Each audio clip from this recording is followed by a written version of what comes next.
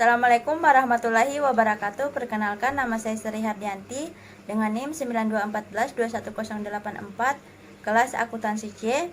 Baiklah, saya akan menjelaskan tutorial mencari regresi linear berganda menggunakan Microsoft Excel. Di sini ada sajian contoh kasus terdiri dari 15 perusahaan yang dinotasikan dari perusahaan A sampai perusahaan O. Untuk variabelnya di sini ada 3 yang terdiri dari variabel dependen yaitu output dengan satuan tons, dan 2 variabel dependen yaitu tenaga kerja dengan satuan horse, dan variabel K atau modal dengan satuan mesin horse. Kemudian cara melakukan analisis regresi linear menggunakan Excel. Di sini jika kalian sudah menginstal untuk toolbox analisis data pada Excel, ketika di menu data di ujung sebelah kanan atas ada pilihan data analisis. Jadi ada data analisis. Ketika kita klik akan muncul beragam menu yang ditawarkan dari Excel. Untuk menu regresi di sini tersedia. Kemudian juga ada analisis lain. Kita cari regresi atau dalam bahasa Inggris regression. Setelah kita temukan, kita klik. Setelah itu kemudian kita klik OK.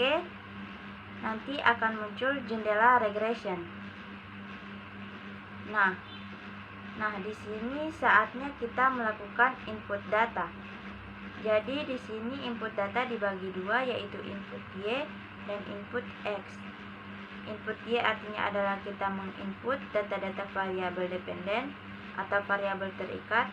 Kemudian untuk input X di sini kita isi dengan data-data variabel independen atau variabel bebas.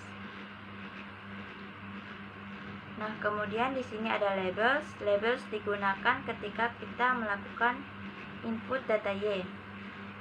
Kita klik sebelah kanan seperti pada kursor di layar komputer.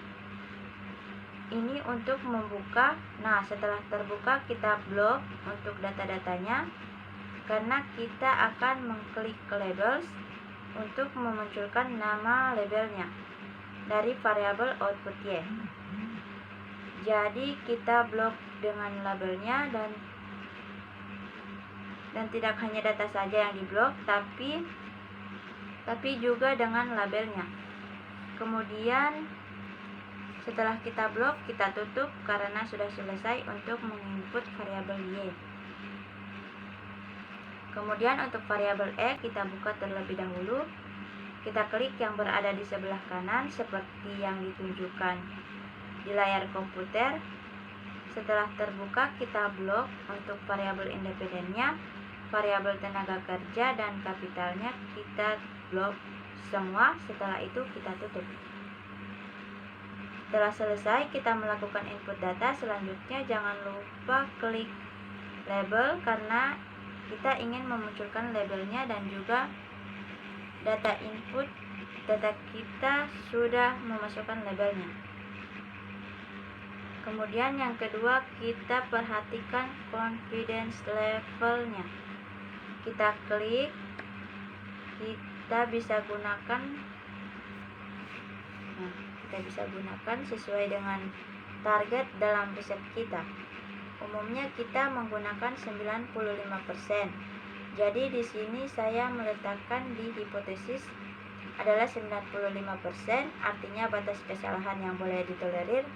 Agar dianggap signifikan, pengaruhnya adalah kesalahannya tidak lebih dari 5%. Kemudian di sini ada output option. Di sini ada 3. Yang pertama untuk output range. Ini artinya kalau kita klik ini kemudian kita buka. Artinya kita mau letakkan di mana hasil analisisnya.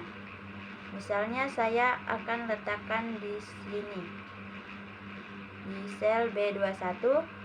Kemudian kita tutup. Kemudian yang kedua, new worksheet play, artinya adalah masih di workbook yang sama tapi akan membuat sheet yang baru. Kemudian adanya new workbook berarti kita membuat file Excel baru untuk membuat hasil analisis. Kemudian residualnya kita centang semua, kemudian normal probability kita centang juga. Kemudian kita klik OK. Kemudian akan muncul tampilan seperti yang ada di layar komputer.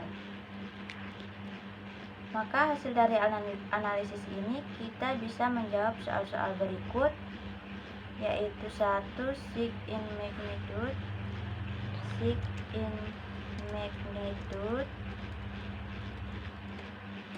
2 uji F, 3 uji T,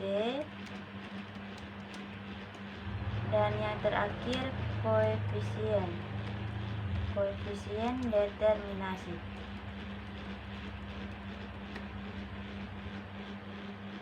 Nah, untuk melihat jawaban dari soal-soal berikut, yaitu 1 pada sig in magnitude, kita lihat pada koefisien hasil analisis data ini. Untuk variabel independen tenaga kerja dan modal, untuk koefisiennya kita mendapatkan hasil positif kedua-duanya. Untuk tenaga kerja kita mendapatkan 0,40 dan untuk modal hasilnya 0,186. Nah, artinya di sini bahwa jika ada peningkatan terhadap tenaga kerja, maka akan menyebabkan peningkatan pada output. Jadi intinya jika tenaga kerja bertambah, maka output akan bertambah. Selanjutnya untuk modal di sini dapat kita lihat bahwa hasilnya pun positif. Maka bisa diartikan meningkatnya modal juga berpengaruh pada peningkatan output. Selanjutnya jawaban untuk mencari uji F. Dapat kita lihat pada tabel ANOVA pada kolom F. Dapat kita lihat signifikasinya adalah 3,8 kali 10 pangkat min 7, artinya 0,00017. Hasil ini dapat diartikan sangat jauh dari 5%. Nah, jika di bawah 5% artinya sangat berpengaruh kepada tenaga kerja dan modal. Hal ini pengaruhnya yang nyata terhadap output. Jadi dapat kita simpulkan tenaga kerja dan modal secara bersama-sama memiliki pengaruh yang sangat signifikan terhadap output. Di sini kita lihat pada tabel yang hasil ujinya p-value. Untuk tenaga kerja di sini kita mendapatkan p-value-nya adalah 0,000267. Dapat kita lihat hasilnya lebih kecil dari 5%. Artinya bahwa secara parsial tenaga kerja berpengaruh sangat signifikan terhadap output. Berikutnya adalah modal. Pada modal kita mendapatkan p-value-nya 0,84. Hasil modal ini dapat kita lihat bahwa hasilnya lebih besar dari 5%. Artinya bahwa secara parsial modal tidak berpengaruh nyata atau tidak signifikan pengaruhnya terhadap output. Dan yang terakhir kita mencari koefisien determinasi. Jawaban determinasi ini berkaitan dengan uji F dan sig in magnitude karena menunjukkan modalnya baik atau tidak. Nah, untuk menjawabnya kita lihat pada tabel summary output pada R² dan adjusted R². Pertama kita lihat pada R² hasilnya 0,914, artinya 91,45%.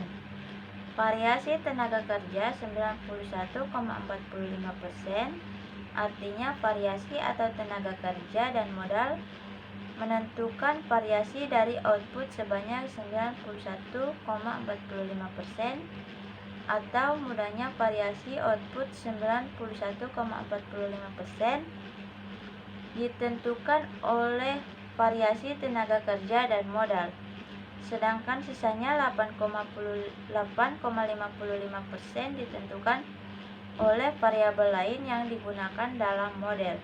Jadi semakin besar R²-nya berarti modalnya semakin baik.